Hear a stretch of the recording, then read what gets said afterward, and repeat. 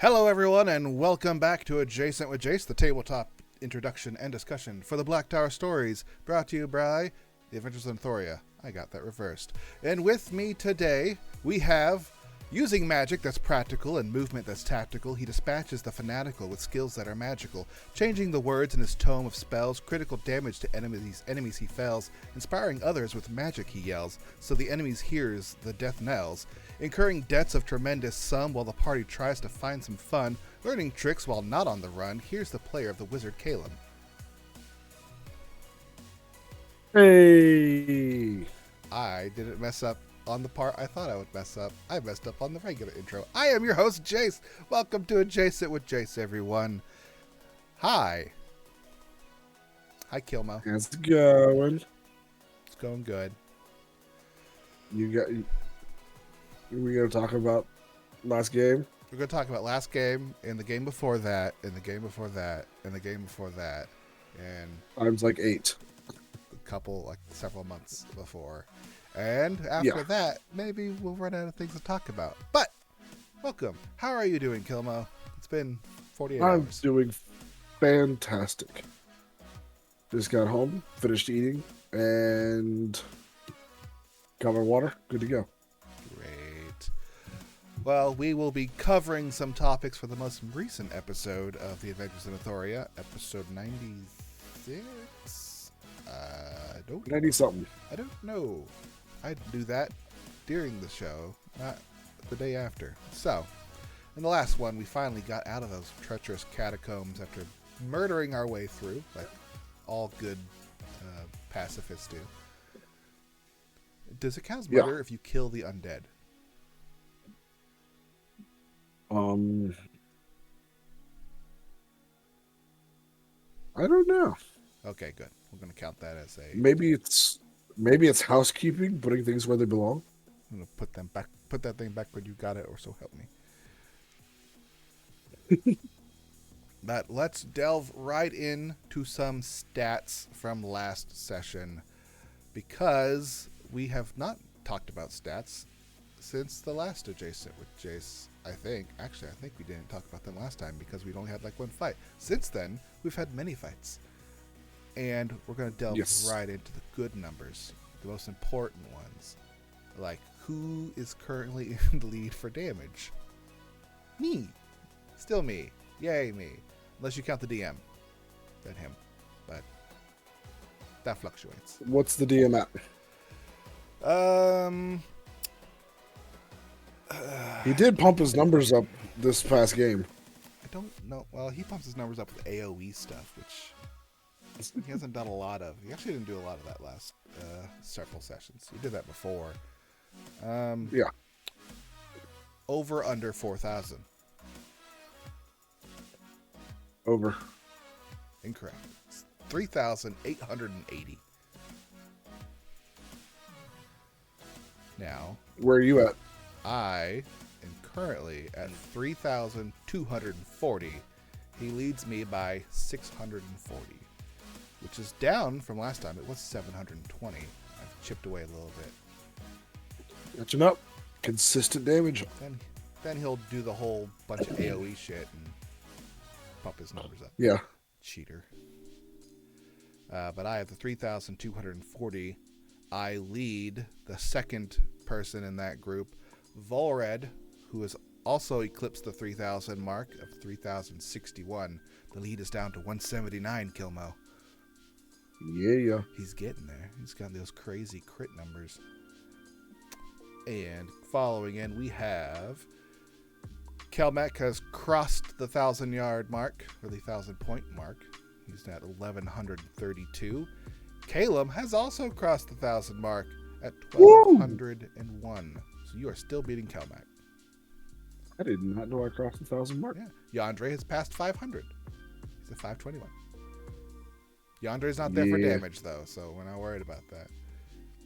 Yeah. Yandere is just there to F everybody up. His average damage is around like 40 like per combat because he just AoEs everything around him. Yeah. And if I play as him, he doesn't attack at all. So that's not going to help us ever. Yeah. And What? Still effective? I keep him alive. All I focus Yeah. on, stay alive. Yeah. Because if the party member dies when they are not there, that's messed up. I will be in big trouble. And I have a history of doing that. So I'd rather not continue that into this campaign. Yeah. Stats for. Could you repeat that? I didn't hear you. Do you have stats for damage taken? I don't have stats for damage taken, but I could. I just have to go back through all these things and add them up because I do separate them on how much damage a person took. I can tell you who's taking the most. It's me. It's always me. Yeah, but I was trying to see how it extends. Let's just delving into last combat at the end of last session. I took 75 points of damage, where Kelmac came in second with 63. So pretty close there. The fight before that, no damage was taken by anybody. The fight before that, I took 9, Kelmac took 14. So he took more damage on that one. Fight before that, I took 86, and Kelmac took 43. The fight before that, I took 17, and Kelmac took 10. So I tend to just take more damage than everyone, and that's with resisting, because I don't count the resisted damage. So if I took 69 of just slashing damage, I actually took like 140. So yeah, this is a big, which is donkulous. And for but that were curious, that's what you're there for. I took a ton of damage at the very start of last combat, and it puts a big damper on your party when you take 63 points of damage right at the beginning. You open the door. Ow. How dare you? Yep. Not the first time that's happened. It's a Zella tradition. Getting pummeled as soon as the door opens. I think Kelder also took about 70 points of damage when that blue dragon shot him immediately. Yeah. Also not resistant because he was a cleric. Oh yeah. Anyway, that's it. But for thankfully, stats. Thankfully, you did rage before you opened the door. Yeah. Cut because 2 of those hits were arrows. Mm-hmm. And then I proceeded to only take like 12 points after that, the entire fight. So that felt way better, but I was still excited the entire time. I was ready to go. Let's delve into some other things with my first question as, what do you want to talk about, Kilmo? What do I want to talk about? Yeah. The floor is yours.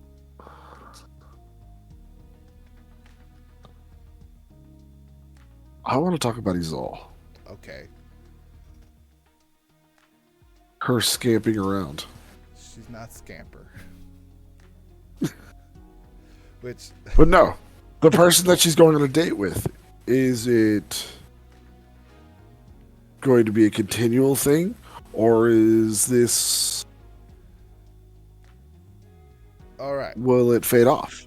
Here is the skinny. Here's the deep-seated facts that everyone wants to know, and you won't know unless you watch this. You have no idea.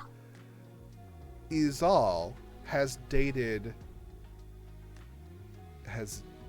the same person multiple times. It has not gone on a date with literally anybody else. I could have sworn you went on a date with somebody in a different town. Nope. Not once. Or maybe Alex talked about it. I have flirted with some people just because I was in a town. That may have been it. And I wasn't around anyone. And I have ogled. Is it ogled or oogled? No. I have looked at someone for several hours because we were in the town and I have nothing better to do. So, in those sense, yes, that would be your form of scamping. But I've literally done nothing. So, in fact, I'm the only person in the campaign who's been on a date in the campaign. So, or no. We shall see what Kelmac gets up to. Kelmac scamps. That guy goes out and Kelmac, spends a bunch more money than I do. Although, yes. the night of flowers. Is that it? Yeah. This is gonna be expensive. I'm gonna have to tell Eric I'm gonna spend a bunch of money on this one. I gotta make it special. Yeah. But it's not scamp. In the terms Did that everyone was saying they thought scamping was, Izal does go out like the middle of the night and go do just random shit just because she's bored and tries not to go get arrested. But I don't think that's scamping. That's more of a juvenile delinquent. Yeah. Did Eric tell you about the Night of Flowers? I know what's in game about the Night of Flowers. I know it's like a confess your love and it makes the promise more binding. That was all said in game, so I know about that. But I didn't realize that was in game. I didn't. Might not have been there. That's very possible because I know me and Eric have talked about it. I know it falls on like a special night, like when the moon is waning or something, which is probably something important for rituals out there. So I'm sure you've got some type of Kalem thing you got planned. Yes, I do. All right, now let's talk about it. Is already in the works now. We'll keep talking about Izal here. Should Izal keep the werebear? Yes. I really think I should. I like where it's going. What's the negative of being a werebear?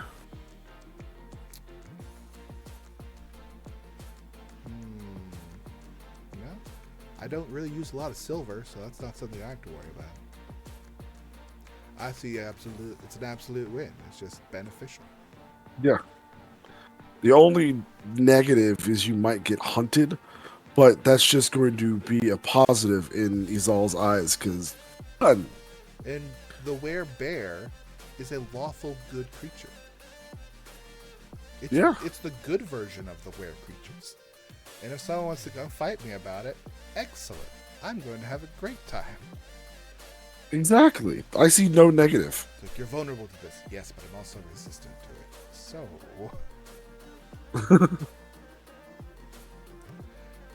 Because. Wait a minute. Because.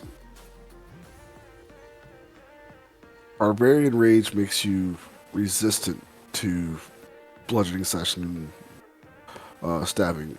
Yep. But Silver would make you vulnerable. Not vulnerable. Well, it said it didn't do vulnerable. It just makes. Yeah, because I could have sworn last campaign. What's his character's name?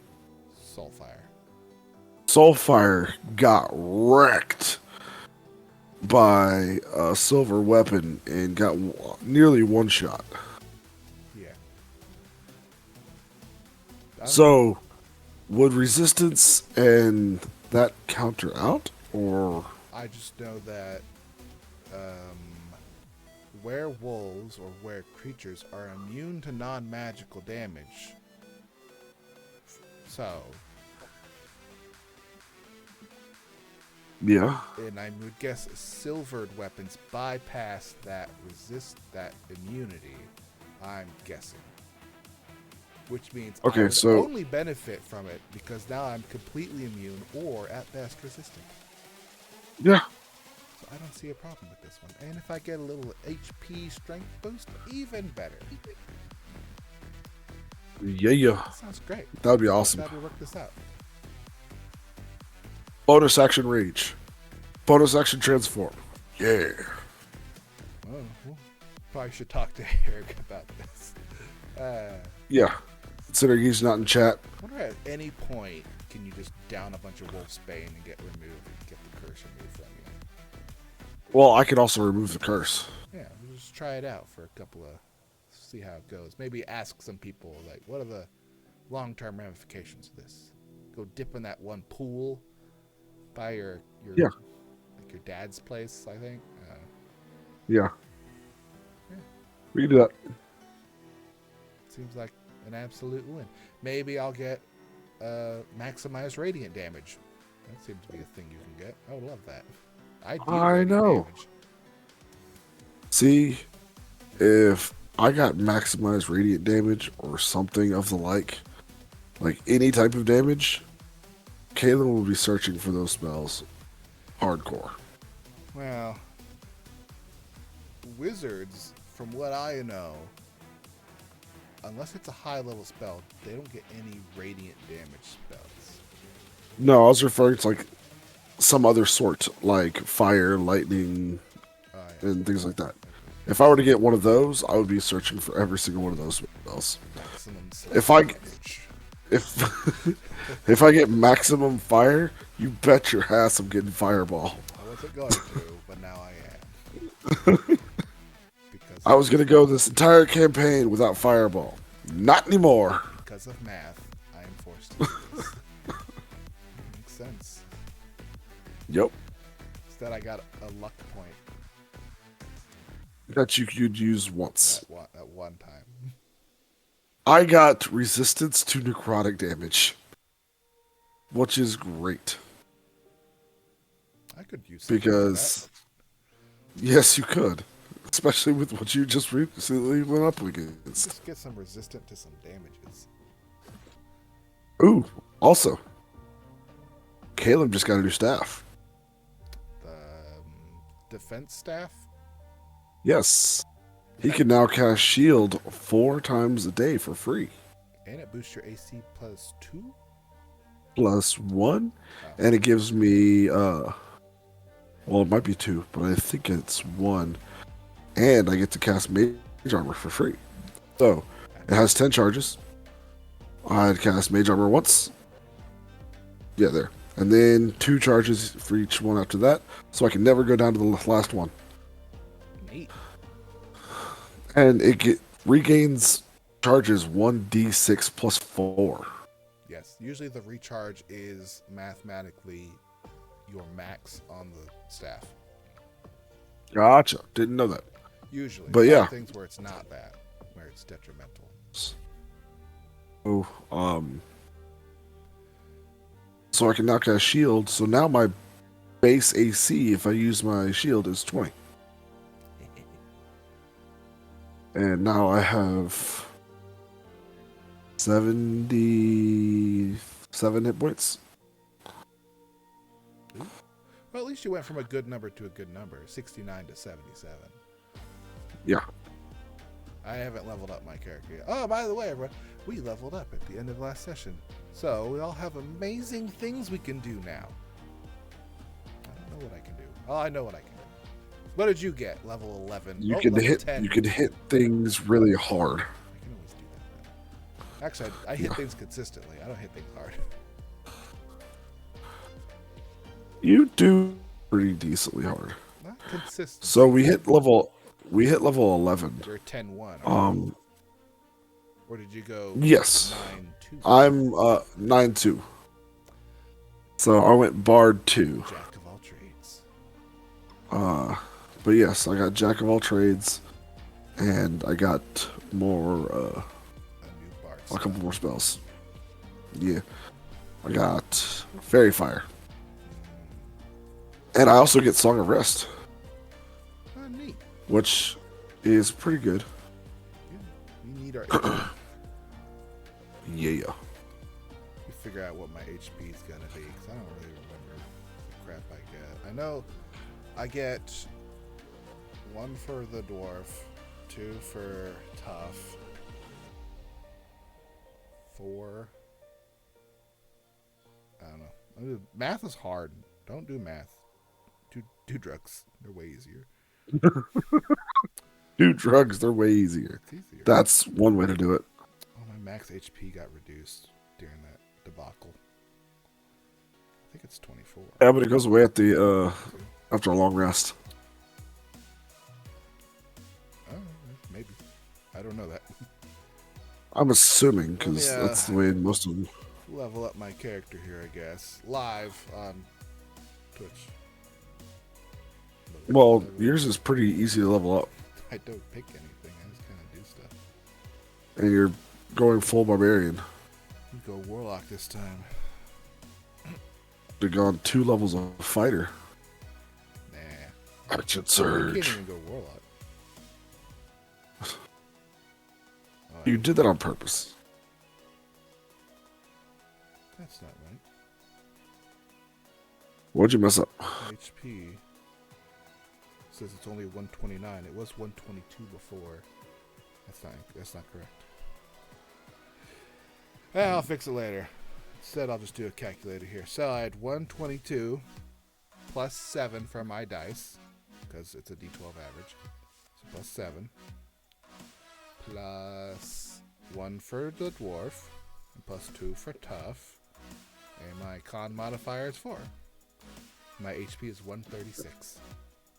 Woo! I'm so tanky. And now, I am harder to kill because I have like the death and resistance ability now. I make con saves to remain angry. Yeah. And it goes up each time, right? By 5. Yeah. It's good for at least 2. Yeah. So it goes 15 or is it 15, 20? It's 10. It starts off as 10. 10, 15, 20, 10, 25. You can probably get up to 20. Yeah, it's 50-50. Reliably. Yeah. And then... And bonuses can affect that save too. So like I can be next to Kelman. Bardic Inspiration. Get Bardic Inspiration. I can still pass that shit and just start tanking it. That was so cool in that fight where I got 2 natural 20s. They're like, oh, fuck yeah, it's cool. Yeah. Back to back, too. Oh, yeah. Then in the third one, the next round, like, that does always happen in these kind of fights. Yeah. But yeah, you and that big old bear dude went like full tilt with against each other. Not the first that time was great. I did the same thing in the Hobgoblin fight where I came in, critted a bunch, and we started going toe to toe, and I just eventually beat him because he started missing, I started hitting him. I'll go toe to toe with any monster. Giants, horrors, doesn't matter. Yeah, the thing is numbers wise, you're pretty much both going to hit each other. Yeah. And because you both get advantage. That's why I did in the other one. I stopped. I did it reckless on the one where I got 2 crits on him. It's like, mathematically, I should do this one because I can't take 3 hits from the thing. But I can take 1, maybe 2. My AC was 20 at that point, so it's more likely to miss. So I went with the stats on that one. It really paid off. Blame you. Yeah, you did good. Then I'm a dragon breath, and that was fun. Hey, your beginning was fun.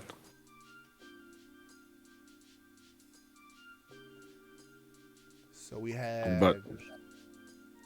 so in that whole fight, there's a lot of movement and just overall a good fight. I was a little worried because I took so much damage initially and I was surrounded, but it worked out. Yep. They started to miss.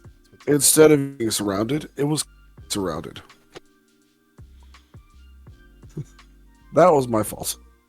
Oops. But yeah, I did all the concentration. I got hit for more than 20.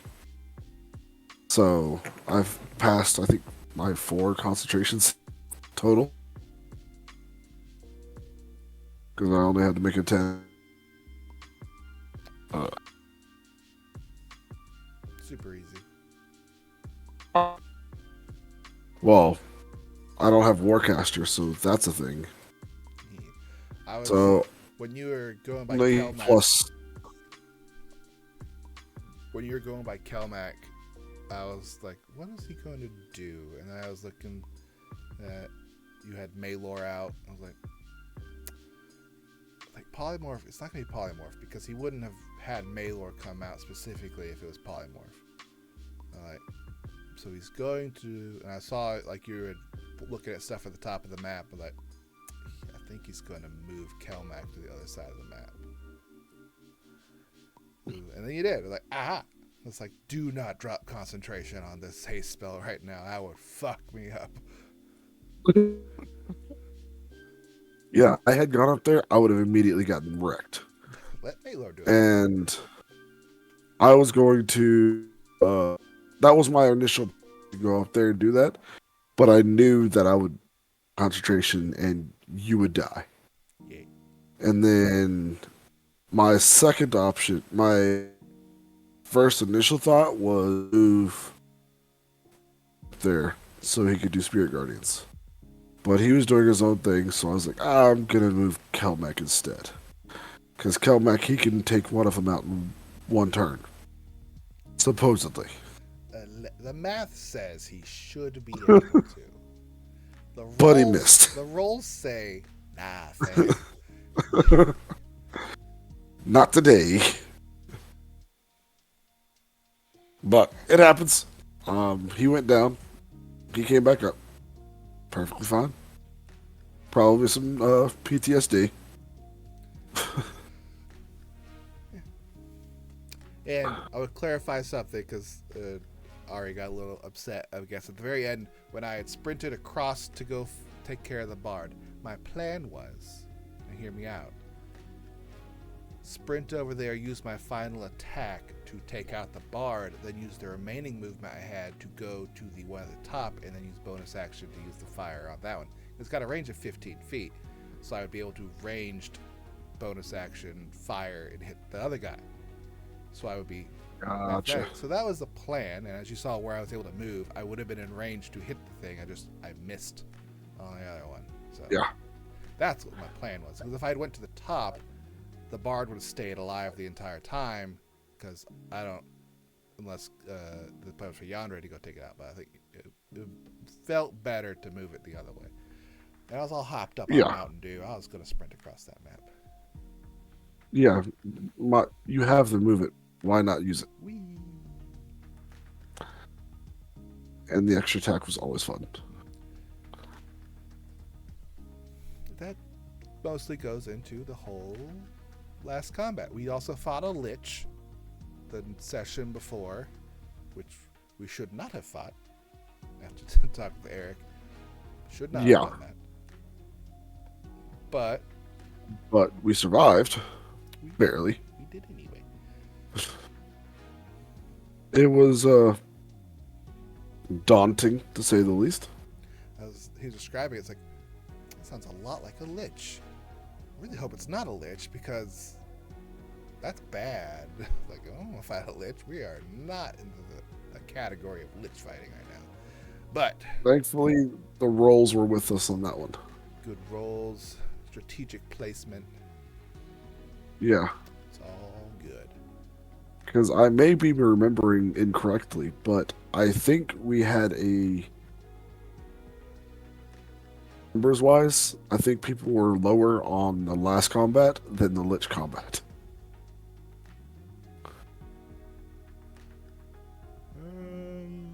I think we went numbers to the Lich, wise. The Lich one, we were full strength. Yes. So we were. But I think on that one, we never fully recovered after that Lich fight. We had a short rest, and that was it. But yes, the Lich kept on casting shield, and apparently the DM didn't even think we were going to kill the Lich. We thought we were going to run. So he had to randomly roll a item, and it turned out to be the Staff of the Defense, which is great. Big fan.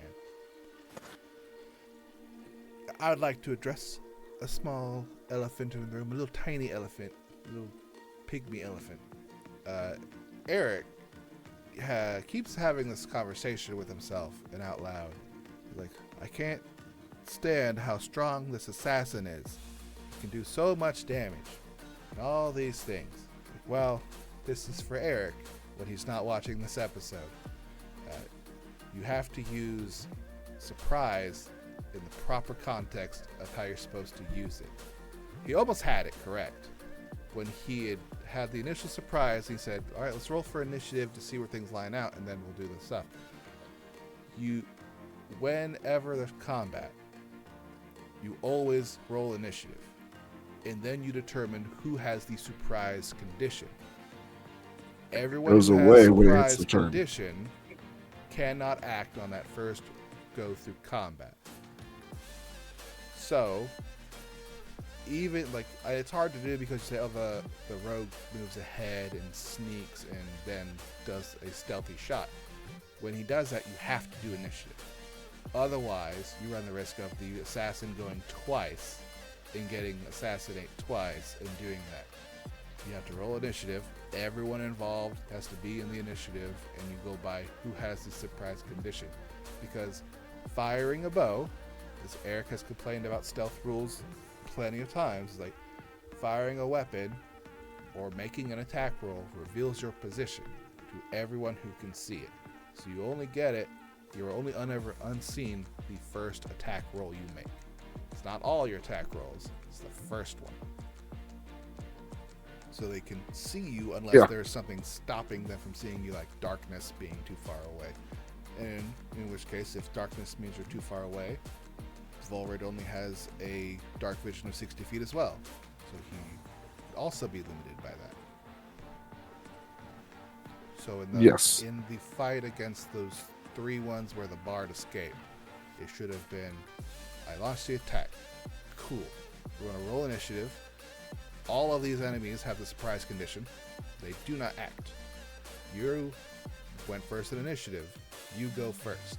You hit this first person. They are down. Next person initiative. Next person initiative. They are no longer surprised after you hit the person because you've revealed yourself. It removes the surprise condition. So the next person initiative gets to go because they are no longer surprised. That's how that goes. That's how you prevent an assassin from double assassinating. I would also like to point out that the length of time that he has been playing an assassin rogue, the amount of times that he has been able to use assassinate, I can still count on one hand. What, 2? 3 or 4 times. I'd say I think it's 5. I am not going to go through and check it, but every time you do it, as long it as is a big deal. it's but whenever he fires, gets 2 shots off is when there's an issue with it. Yes, before somebody gets to act. That's how you eliminate the killing half the enemies without the against that Umber Hulk. He was fucked. The thing was dead in 1 shot anyway. That first shot killed it. Doesn't matter in that one. He would have that other fight. He would have killed that person in the 1 shot anyway because it dealt the damage necessary. It would have prevented the second monster from dying instantly because they would have been able to go in initiative. It also means I would be able to go in initiative because I have a feature I never get to use where I can alleviate myself from the surprise condition if I rage. But I never get to do that. Yeah. I just get hit. Despite me saying it over and over again, it's like that because that's not how he runs combat for it. Yeah. But yeah, the surprise condition that doesn't really come up too often. So it's not really something that he has instilled in his brain. Yeah, but that's how you prevent 145 points of damage before the bad guys get to go. We shall see if he watches this Jason with Jace. He won't watch. He's a coward. Especially now that I'm calling him out. You can say all kinds of things. Of course. Yeah. This is a safe space, remember? Yeah. I just say mechanically, that's how you address the issue. Which is way different from the first campaign, where he was the complete opposite, where Assassinate never worked. Well, Assassinate also never worked because he was trying to do it at a level like 2 or 3, and he just kept on rolling bad. You know, before is like every time he would go to try to assassinate something, stealthing up, the enemy would always know they were there, despite him being separate from the party and stealthing him. Oh yeah. Stealth is hard, But but don't feel like overcompensating or over shifting. and then Bevo kind of got screwed whenever he tried to be stealthy at the very end. Well, he was trying to be stealthy around a dragon and against Well, things no, that can sense everything. yeah, but he also the thing that sucks is that he was talking to Eric about building a stealth character.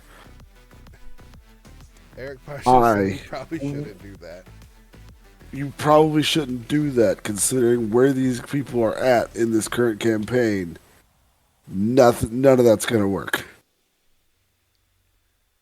Yeah. But um I think it was did somebody have to go and save him? No, he ran. Okay, so he came back. He managed to run and get away. Yeah, because I remember he got hit for a He was almost dead. insane amount of damage. It happens. Yeah. But that's the thing. It was like, if you have an issue with a rule or like how mechanics aren't working, double check to make sure that the mechanics are being run the way you think they should be ran, and if that's correct. That way, because I would hate for it to be like 5 levels later and Eric just suddenly start DMing completely differently to remove any chance of using Assassinate from forward to overcompensating for the issue when it could be just shifting how you're playing. Yeah. Like, they heard you. They always can see you now. These kinds, all this stuff, because that would just suck.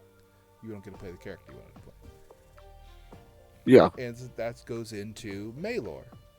Mechanically, you can have Maelor do whatever. It's a primary feature of your class to be able to utilize Maelor in this way.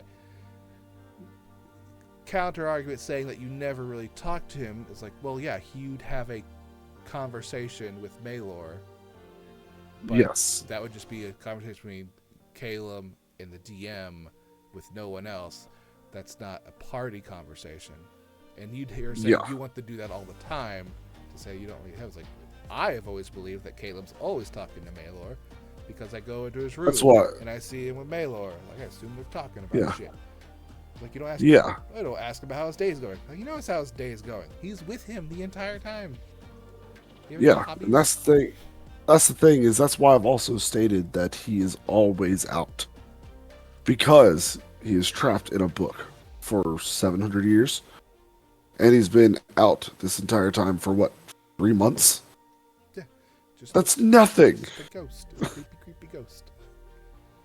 And I even thematically made it to where, like, if me and him are in the library, I talk to Eric, talk to Eric into Maelor, manipulate Mage Hand, while I am doing other stuff, so he's able to go and read by himself. That is something I specifically asked him to be able to do, so he could have his own autonomy whenever we're in the tower. Or we're in the sanctum, whatever. Yeah, but then trying to overcompensate and say, I don't want you using this mechanic anymore because it's very effective or overpowered in some sense. The answer is that's yes, also it is, but it's other than that ability. Your other ability is you can ritual cast a spell for free once per day. That's why I change the type of damage for one spell. And I can only cast spells through Maelor 4 times a day. Yeah, like it's limited. So yes, I can make him go and be a test dummy, an invincible test dummy for like 4 casts, and then I'm done. I can only rage 5 times right now. I think it's 4 actually. I can only rage 4. Yeah. So like we get into more than 4 fights a day. I have to make sure that I haven't used that last rage, or else that last fight's gonna suck. Yeah. So not letting someone use a primary mechanic of your class because it has a broken feature, it's fine. They can counter it by dispelling it, assuming they know that Maelor is a summoned creature from a thing and not a ghost. Hey, and get perfectly fine if you want to use your action to dispel him. Yeah, it's like okay, I'm okay with that. seems fine. But like, I'm pretty sure Mailer will be pissed. That's yeah, going to be a and conversation. that's a conversation you can have. But to say that Maylor no longer wants to do the mechanics of the class means I don't want to play this class anymore because they don't get to And to be do what they're fair, supposed to do. Eric who said that. It was Aaron. And Aaron did it because of what uh, Oh, Arthur we've did to gotten on him. to you about your shit before because like it's more fun that the wizard would start off with not knowing the familiar's name and not knowing all Well, these things or not really having an idea of like, well, it doesn't really matter. But that's fine. But don't use that as an excuse for later on. It's like, well, they don't like you anymore. my thing was in my like mental thought process. The way it works is every time you cast the summon, it reaches out to a being who wants to have a pact. And in my head, it was a different being each time. And I even said it on that it was a different being each time. Yeah.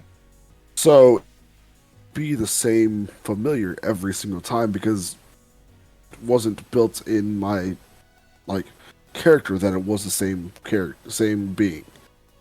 So like every time I summon an owl or every time I summon an eagle, it's a different eagle every single time. We just call it Splish. Through through talks with you guys, it is now the same familiar. It could still be a It has different one. developed. We just call it the same name. That way we could distinguish what it is at this time. Other than like, it's bird now. Obviously, but that's the way I viewed it in my head, is they want to be packed because it gives something on their side. Once Yeah. they're done, they go back. But don't limit a class or their abilities because you don't like how they're being used when mechanically that is how they are supposed to be used or should be used. And don't, it's like there's going to be an instance where it will not go down. It's going to cause an issue. But it is what it is. But I look forward to the day when you can make that roll. What roll? I forgot what you said. Oh, The the Constitution yeah. saving throw to I've stay been waiting alive. to die. It's like I'm wondering what's going. My whole character development is based on dying at some point. Let's get this party going. That's why I'm all excited in combat. It's like, ooh, is this the time? All right. Like, nah. It's like every single ancestors have been revived. Who's the that Hercules movie with a rock in it? He had that staff wielding mage or old dude with him who had a vision that he would die due to flaming arrows being thrown at, like he's gonna die due to flaming arrows. So he's real confident, but the moment he sees flaming arrows, he doesn't run away in fear. He's like, "Ah, yes, finally my time!" And then he survives. He's like, "What the fuck, dude?" Like that's like, "Oh, cool. Not today. Is this the time? No, not this fight. Maybe next fight." Yeah, I could go the whole campaign never once dying. And like, oh well. That's another thing. Yeah. Chalk up on the board then. No. Okay. Do you know what you're going to play next in this campaign? And do you know what you're going to play next in the next campaign? And are they the same? No.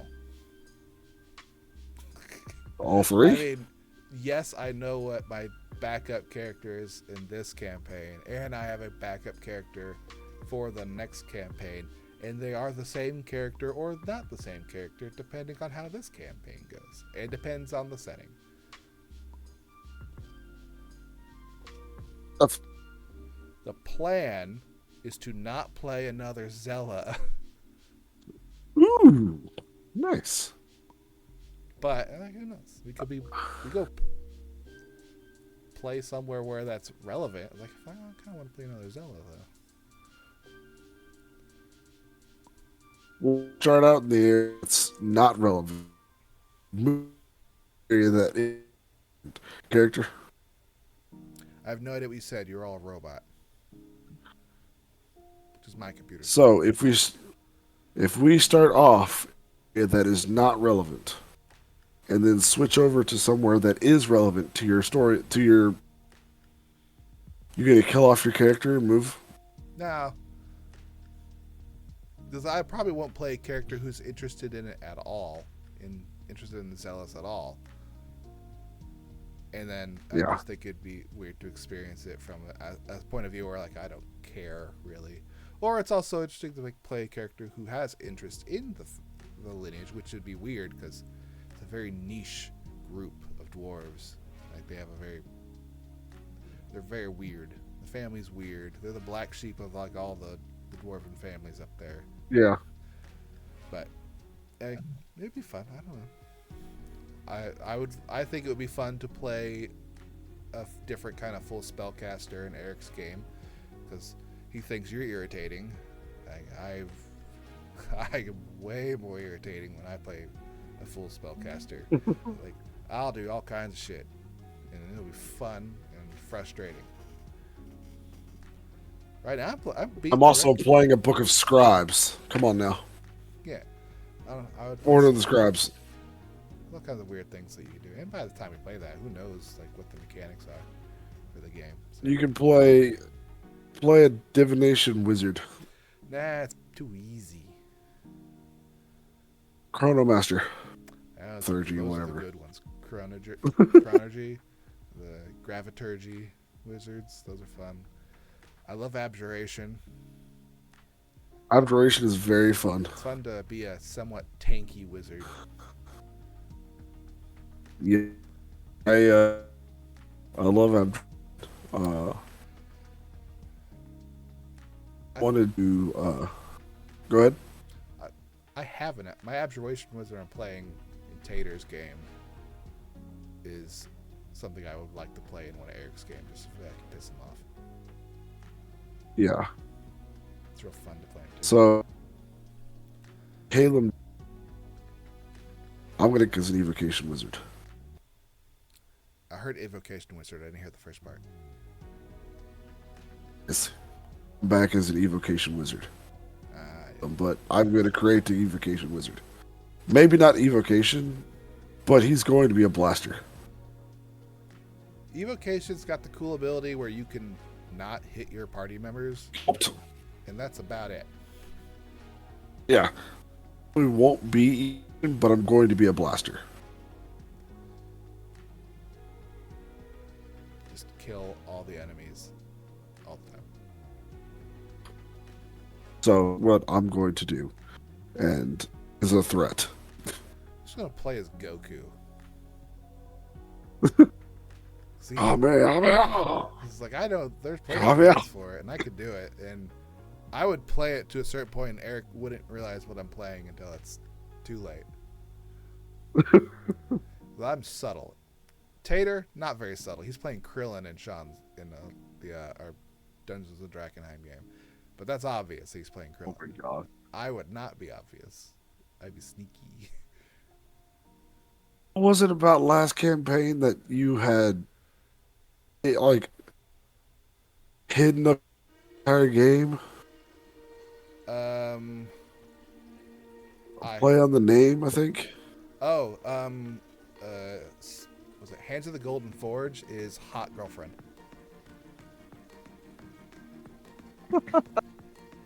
It's Hot GF. That's what it was. HOTGF. That's Hot Girlfriend.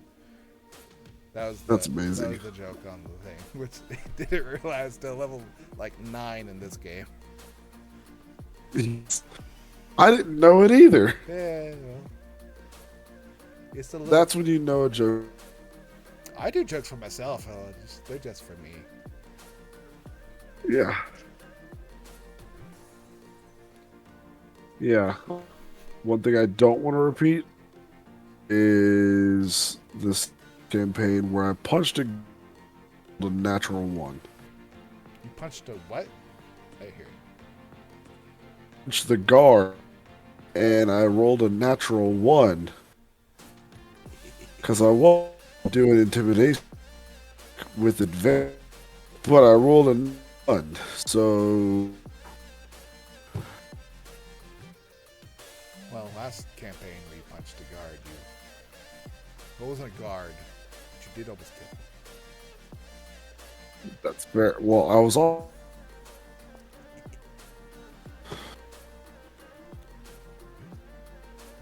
I like Eric. Doesn't do anything. Eric's been pissed off about the S&M name since the beginning, but then he realized that it was hot girlfriend last campaign. That's what he told him because he's tired of him complaining about. I can't remember if it was on screen or off screen when he had the realization for it. It was like, that's not the first joke we've made, dude. I don't know. I think it was off. If I had more magic, I'd be doing a lot more pranks in this game, but I don't have that ability. Yeah. I think that's the biggest thing that you miss. I like being able to do things, and I can't do anything. Like, I have no magic. I've got my charisma score is garbage. It's like, so even like in You're still rich. Even in garbage time, I'm like downtime, like I can't go and do anything because I only have a certain set of skills because that's how skills work. Like, yeah. oh well. It's my life. Yeah. For now.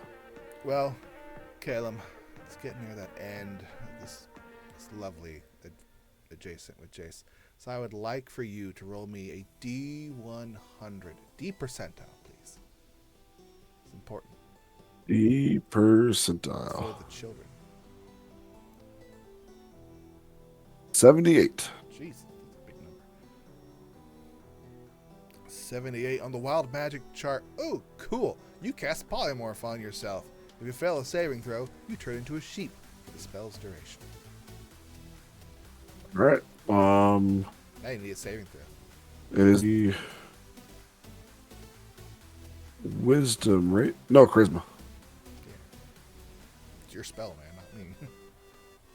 My spell save DC is a 9. All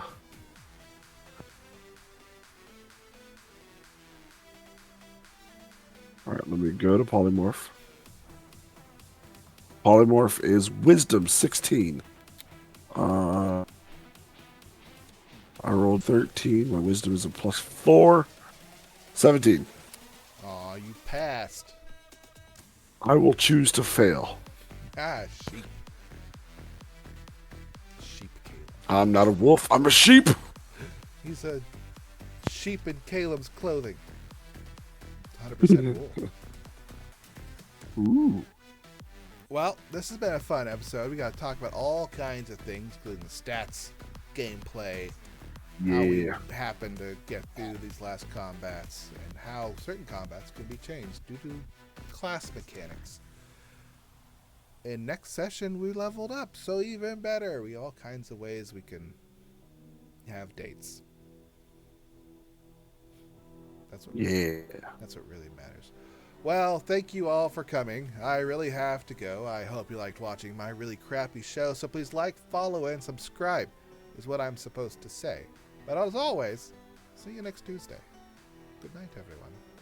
Bye. Walking hand in hand.